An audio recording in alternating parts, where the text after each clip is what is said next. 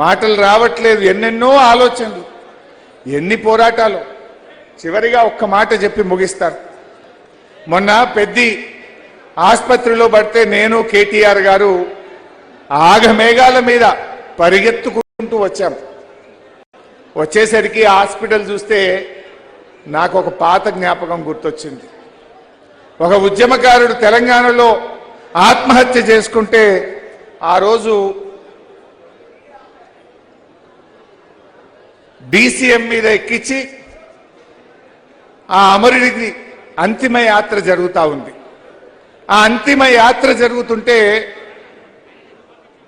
వరంగల్లోని అమరవీరుల స్తూపం దగ్గర పోలీసులకు మనకు బాగా ఘర్షణ అయింది.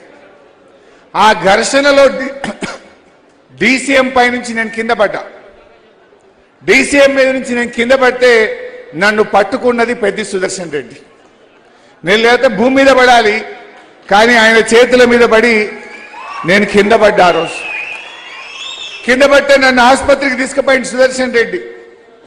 ఆ రోజు ఏ ఆసుపత్రికి అయితే సుదర్శన్ రెడ్డి నన్ను తీసుకుపోయిండో పాపం సుదర్శన్ రెడ్డి ఆ ఆసుపత్రిలోనే నేను చివరి చూపు చూస్తానని కలలో కూడా కనలేదు. ఆ ఆసుపత్రికే నాకు ఆ రోజు దెబ్బ తాకితే ఆగమేఘాల మీద సుదర్శన్ రెడ్డి నన్ను ఆసుపత్రికి తీసుకుపోయింది.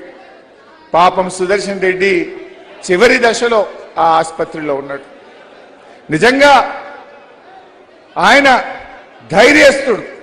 అటు ఉద్యమంలో కావచ్చు, ఈ ప్రభుత్వం ఆయనను భయపెట్టినా ప్రలోభ పెట్టినా ఎన్ని రకాల ఒత్తిడి చేసినా ఈ ప్రభుత్వ అక్రమాల మీద అదే ఉద్యమ స్ఫూర్తితో పోరాడిండు, చివరి శ్వాస దాకా కూడా కొట్లాడిండు.